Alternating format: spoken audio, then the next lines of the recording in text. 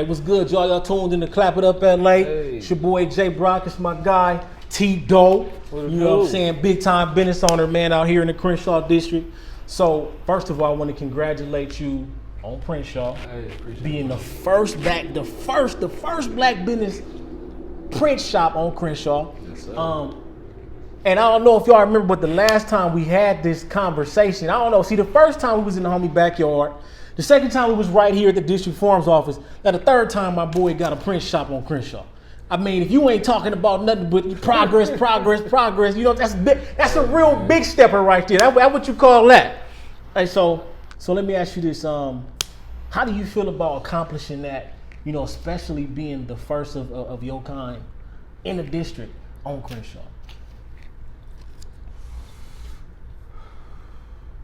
First of all, thank you for having me. Oh, my pleasure, bro. My pleasure. Thank you for having me. Yeah. But man, bro, it's definitely a major accomplishment. Mm-hmm. It's definitely a major accomplishment. I've been talking to my team about this for a very long time. Just really about getting back into the community. Right. So really, it was really just taking that step, you feel me, taking that leap of faith. Mm-hmm. So we did that, and now we here. So what was your first? Whose idea was it? Like, man, let's open up this shop right here. And of course, you wanted to open it in the district, but whose idea was let's open up a shop at all? It was actually mine. Okay. Yeah, it was actually mine. But the team I have around me is just so excellent, and it's like, you feel me, they believe in me just like I believe in them. So, you know, it just worked. So, you know, and that's another good thing that you mentioned, that you have a team. You know, there's so many people out here that feel like they need to do things on their own. But what you got to understand is when you do stuff on your own, a lot of the time, it's too much for you to handle.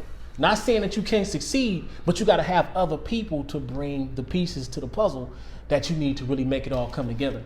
So with your team, I mean, you know, how long have you guys been working together as far as making moves and such?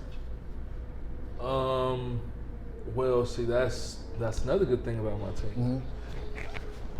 Each and every one of my team members are not only do I consider them family, Right. You feel me? Yeah.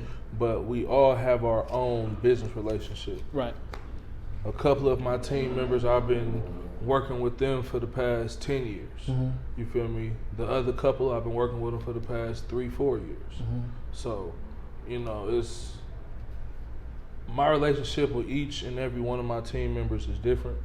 You feel me? But it all comes together as a family, and it works. Okay, so you know it's quite difficult to actually find people that you can, you know, go ahead and vibe with. Now let me ask you this, because when you build relationships as far as for business, you lose people and you gain people. So in that situation, how do you deal with that mentally? Because it's tough. You know what I'm saying? This might have been somebody you really needed for that situation, or because now because y'all separated, the workload is a lot heavier. It's a lot more weight on your shoulders. How do you deal with that situation mentally? Well, I'm gonna be honest with you. Excuse me. You good. I don't really have that problem. For the simple fact that my team is so large. I'm not gonna say so large because we don't have that many team members, but each and every one of my people that's around me are equipped to do the job. Got you. So any job that is thrown at them, they're equipped to do it. Now, they may not do it every day, but when the time comes, they are equipped to do it. Okay, So, see, that's good stuff. Yeah, it's like, you know, everything is always, I'm not going to say always leveled out, because sometimes people are busy. You feel me? Sometimes people don't feel like doing the work. Facts. It always gets done. Okay. Regardless. So you know when somebody don't feel like doing something, because I mean, shoot, I'm not to say that this is in relation to what you got, but like I know that when it comes to your dream, everybody might not be as committed to that specific dream as you are. You know what I'm saying? Very true. So typically, it can get kind of iffy and shaky right there because I don't believe in that vision that you believe in. You know what I'm saying? Stuff like that. So typically, if it's something like that, y'all usually come together and work that out and just pretty much talk it out as men should, right? Exactly. Okay. See, Exactly. that's a good thing because that right there, Exactly. what you got to understand is that so many people are so fascinated with violence. So, well, you don't want to respect what I got going on, so let's squabble now. But quite honestly, the way to success is to be able to talk to people. Let's figure this out. Maybe we can come to some type of compromise and come together on this. Look, we came a long way. It's been a year since the district party, and to me, that was amazing for you to actually go out and put that together. Yeah, appreciate that, bro. Man, I can't tell you how inspired. work. Oh, you already know. I can't tell you how inspired that was. I mean, just knowing who you are from kids and seeing that type of stuff like that, bro, it's crazy. So I wanted to ask you, what is the most, how should I say this? What's the thing you're most proud of that took place for you in 2019?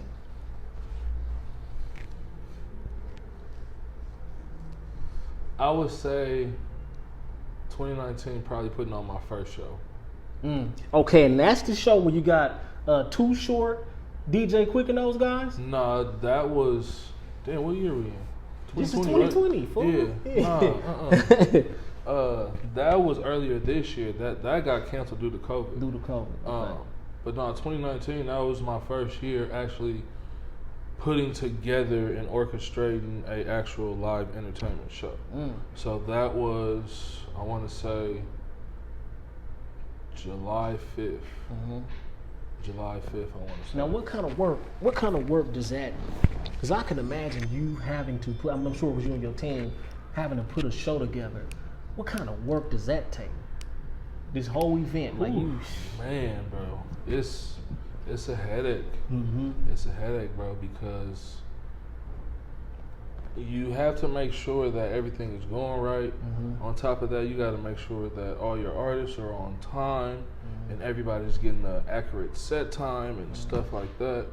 And mainly, you got to make sure you're selling tickets. Facts. Or you're not gonna make no money. Facts. So your promotional schemes, your marketing schemes have to really be up to par. That's the details of it. It has to be up to par, bro. Because you know what, but see, what you are describing is what it takes to be a boss. Very true. And a lot of people like to call themselves bosses, but they don't really put in this type of work. No, you know what I'm saying? Like a lot of us walking around on the surface level of what it is to be a boss. We walking around doing what we think it takes to be a boss and not really doing what it takes. So with that, because you had to do with a lot of pressure, you know what I'm saying? So with dealing with that pressure, having your team around is something that was able to help you. But what would you say you would give another person this type of advice about putting on their own show? From your own experience, what would you say to the next person trying to do that? Take every step of the way serious. Don't shortcut. Don't shortcut yourself. Because if you do shortcuts in your first, really this is pertaining to everything. If you shortcut yourself during the first, couple stages of your elevation, you're never really going to appreciate the hard work that it takes. Facts. That makes a lot of sense because you play football, so you would see how a lot of the time we got to do the wind sprints, right? We got to run to that sideline. A lot of us cut ourselves short. But you know what? The point that you got to understand about this is what he's saying. When you taking that shortcut, you got to think about it. If the workload is this and all you doing is this, you ain't gaining the strength that you need to be back here. And I'm gonna be honest, bro. Like, even if you got a plug, for prime example, my first, you feel me? The people that put me on doing shows, I could have easily called him, got a venue, got the artist, and just went through him for everything. Because this is what he does. Yeah. You feel me? He's a master at this. So, I could have easily, you feel me, went through my boy Cal. You feel me? And that would have been easy. So why did you choose not to? Because what is that teaching me? Facts, man. So you took the hard route on purpose. I do it every time. I do it every time, bro. It's like I have a great, you feel me, source of plugs, a great source of just people, period. And, you know, those people, they actually enjoy being around me. So, but I don't use the people. You feel me? I don't utilize them like I should, but that's for a greater reason. Yeah, you know what? Because a lot of people will overwork the plug. They will overwork their welcome. You feel me? Wear out their welcome, yeah. So you know what? Y'all got to make sure y'all take heed into this. Just because you have access to things don't mean you got to burn it up, like my boy said. And I commend you for that. Because a lot of people, for real, we're going to take the easy route. What's the point of me working extra hard when I can just do it this way? But what you got to understand also about life is sometimes you got to throw yourself off into that deep end and go ahead and swim with the sharks. Sometimes you just got to do Every it. time. Sometimes, I mean, he said every time. but I know a lot of people are just beginning. But what you got to take from that, sometimes you just going to have to do that. Take them steps. Now, no, you are. Now you had the show booked. You had the show booked with DJ Quick and Too Short. Now let me ask you, how did that situation come about? Because you got to have access to them people. You know what I'm saying? So how was that process in getting access to them people? How was the business side of it? That was a collaboration show between District Farms and Perry Entertainment. Shout out Perry Entertainment. Definitely. They are pretty much, when it comes to the entertainment side of District Farms, they are the backbone. You feel me? Yeah, you got it mapped out then. You got a whole entire. That's actually, you feel me, him, my boy Calvin, and my other boy Jay. They are actually the ones that put the fire under my ass to really, you feel me, take advantage of these shows and really go out and figure it out on my own and do it. So do you appreciate that pressure that they put on you? Oh yeah, for sure, every day. Definitely. It's good that you have those type of people. That type of stuff is what makes you blow up. That's the type of stuff that you need. So yeah, these are people that don't deal with the things that, you feel me, I deal with, like, just on like a regular day basis. So, you know, their outlook on life is totally different than mine. And that's what I love about our relationship, our business relationship, because it's just, everybody has their own way of thinking. So they got to where they are by the way that they think. So when you get to collecting this, when did you realize, like, you know what, man, the game that y'all giving me is something that's over the top for me? When did you realize that? Man, probably the first day we sat down at fucking Charlie's. And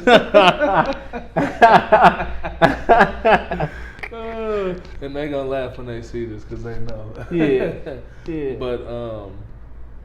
But yeah, bro, it was, you feel me, it was really just a blessing, because at that time in my life I was really going through a lot of shit that I was holding in, of course. You feel me? But it was a lot of shit that really made me want to change my path. Yeah. So yeah, you feel me, I had District Farms going, you feel me, yeah, that was cool. But I'm a person that always think about what's next, the future. Yeah. You feel me? And I'm not really a settler. So I'm not gonna sit down and just sit and be happy that I got District Farms going, that I got Crenshaw going. It's like I'm already, you feel me, thinking about the next thing. The next move. Right. You know what? I actually saw you posted that on your story, just talking about how you just can't get comfortable. No matter what's going on, it's just hard to get comfortable. And I feel that way too. You know what I'm saying? But that's the type of feeling that you have. It's like that fire under your ass, like you said. That's the type of feeling that you have when you know that there's more out here for you to do. And you either gonna sink or swim with that. Some people settle. They think they made it there, they settle. But it's like a force. Huh? It's like a push, some type of force you can't explain. That's just like do more. Just don't like ever I get tell settled. My boys all the time, I got a different engine than, you feel me, other people. You know. And when I mean engine, I mean the the fire that's in you to really want to go get it. Mm-hmm. Like my body works differently than other people. Right. Yeah. So You got that hunger. So what do you think? What do you think, if you had an idea, what do you think is something that's fueling that engine for you? it's mainly, bro, just because I didn't grow up with a father. Okay. You feel me? I was lucky enough to grow up with a grandfather and a loving family. You feel me? That had my back through thick and thin. But the real thing that really fuels my fire, is having something to leave to my sons. You feel me? 100. Yeah, I feel that. So that's the main thing, bro. Because at the end of the day, we all see, you feel me, it's people our age getting took out every day. Facts. You feel me? And not just from violence. So, you know, that's what really, you feel me, fuels me, bro. Because I want to be able to let them enjoy their life without all the hardships that, you know, I went through. I feel that. I can relate to that because that's one of the main things I want to help my son understand too. I want to be able to help my son get it on his own if he want to. Exactly. Meaning when I say get it on his own, I want my son to have the connections. I seeded district farms, made it to Vegas. You know what I'm saying? We're going to clap it up for that. My daughter made it to Vegas. Appreciate it. Making that move, man. Making that move right there. When did Vegas become the goal? Well, I know it's not the only goal, but when did that become like one of the... It was mainly because I really just want to expand, bro. Like, you feel me? I wanna let other people taste the flavor. Now, how they get that flavor, I don't know. That's on them. Yeah. But yeah, you know, shit. I just wanna just get out there a little more. We need to be a little more social media heavy. You feel me? Our social media presence is not really up to par how I want it to be. But that's also something that is in the works. We got our website coming soon. Website coming soon. Y'all tune in. District Farms, Crenshaw. And I feel like the way we going about 2021, we're kind of switching up everything. So, all the clothes, you feel me? We're coming out, like, we're not just doing your regular, you know, t-shirt, sweatsuits. Yeah, no, they stuff is sick too. They stuff is hard. So, you know, we're going to come in the game a whole different flavor. So, you know, we're going to come new. So let me ask you this: did 2020 slow anything down for you? Not at all. He say not at all, y'all. Look, y'all gotta make sure y'all understand that 2020. I mean, it has affected us, but you gotta understand that your grind can't stop. Not at all. So the only thing it affected was my shows, because after the quick and too short show, we also had 2 more shows already locked in and lined up. So those were kind of a disappointing. Yeah, that sucks for me too, man, because I had speaking engagements lined up. And man, bro, I miss speaking so bad, bro. I swear to you, I miss it so bad. So, you know, and the COVID, I swear, I was supposed to speak the very next week, bro. The week before that, COVID shut everything down. So, you know what I'm saying? That was that was a tough punch. But let's take this into consideration. Now, with COVID happening the way that it did, what lessons were you able? What's the most valuable lesson that you were able to take out of this whole experience?